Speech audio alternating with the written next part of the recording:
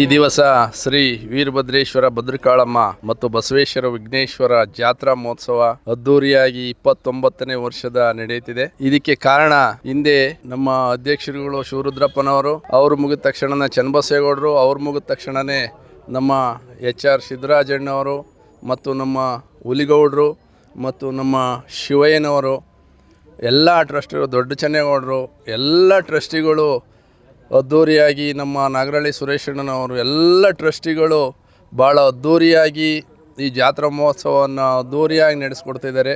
ಅವರ ಬಲವಾಗಿ ನಾವು ಹಿಂದ್ಗಡೆ ಕಾಯಕವನ್ನು ನಾವು ಅವ್ರ ಜೊತೆಯಾಗಿ ನಿಂತು ನಾವು ಮಾಡ್ತಾಯಿದ್ದೀವಿ.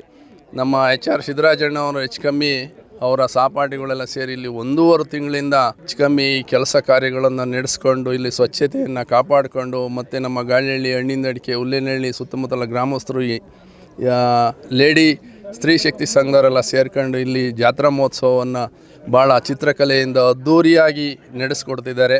ಅವರಿಗೆ ತುಂಬು ಹೃದಯದ ಧನ್ಯವಾದಗಳನ್ನು ಹೇಳ್ತಾಯಿದ್ದೀನಿ. ಮತ್ತು ಜಾಸ್ತಿ ಇಲ್ಲಿ ನಮ್ಮ ಒತ್ತಾಯ ಅಂತಂದರೆ, ಪಾಪ ವಯಸ್ಸಾದರೂ ನಮ್ಮ ಹುಲಿಗೌಡರು, ನಮ್ಮ ಸಿದ್ದರಾಜಣ್ಣನವರು ಮತ್ತು ನಮ್ಮ ಶಿವಯ್ಯನವರು, ದೊಡ್ಡ ಚೆನ್ನೇಗೌಡರು ಮತ್ತು ನಮ್ಮವ್ರ ಜೊತೆ ರತ್ನಣ್ಣನವರೆಲ್ಲ ಭಾಳ ಸಹಕಾರ ಕೊಟ್ಟು ಈ ಜಾತ್ರಾ ಮಹೋತ್ಸವವನ್ನು ಅದ್ಧೂರಿಯಾಗಿ ನಡೆಸ್ತಾ ಇದ್ದಾರೆ.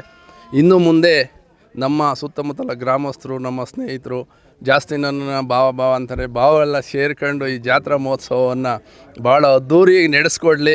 ನಾವು ಅವ್ರಿಗೆ ಸಹಕಾರವಾಗಿರ್ತೀವಿ, ನಾವು ಆ ಸಹಕಾರ ಕೊಡ್ತೀವಿ.